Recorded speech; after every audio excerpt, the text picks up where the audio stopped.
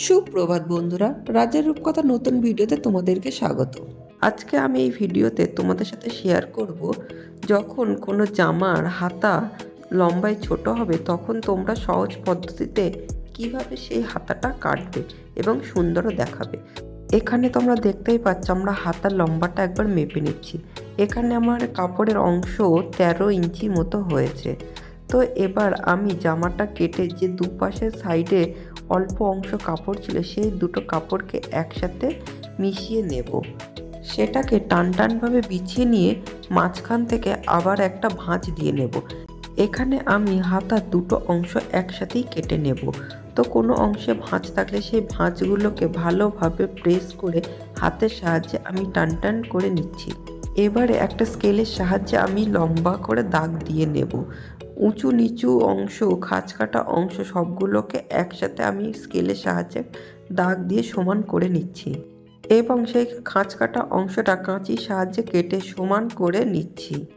এরপর আমরা হাতার আর্মহোল বার করব।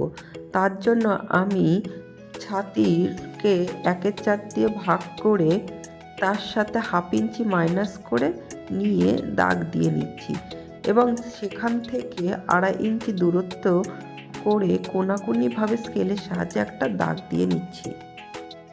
এরপর লম্বাটা আমরা স্কেলের সাহায্যে মেপে নেব। এখানে আমার 14 ইঞ্চি মতো লম্বা হয়েছে। আর্মহোলের দিকে আমরা বগলের শেপ দিয়ে নিচ্ছি।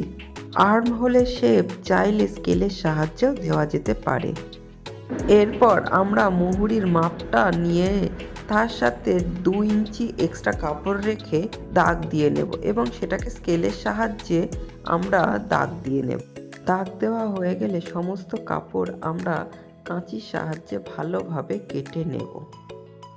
এরপর আমরা একটা কাপড়কে মাঝখান দিয়ে ভাঁজ করে সেটাকে 2.5 ইঞ্চি মাপ নিয়ে কেটে নেব। হিসাব মতো আমার পুরো কাপড়টা হবে 5 ইঞ্চি এবং লম্বা হবে মুহুরির সমান এবং সেই কাপড়টাকে ভালোভাবে স্কেলের সাহায্যে দাগ দিয়ে নিয়ে কাঁচি দিয়ে কেটে নেব। এই পর্যায়ে হাতার সমস্ত টুকরো কাপড় আমার কেটে নেওয়া হয়ে গেছে।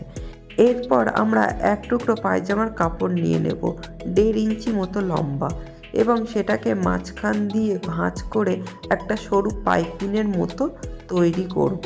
পাইপিন তৈরি করা হয়ে গেলে হাতার মুহুরির অংশটা নিয়ে নেব এবং সেখানে আমরা এই কালো কালারের পাইপিন দেওয়া দড়িটাকে ভালোভাবে সেলাই মেশিনে সেলাই করে নেব।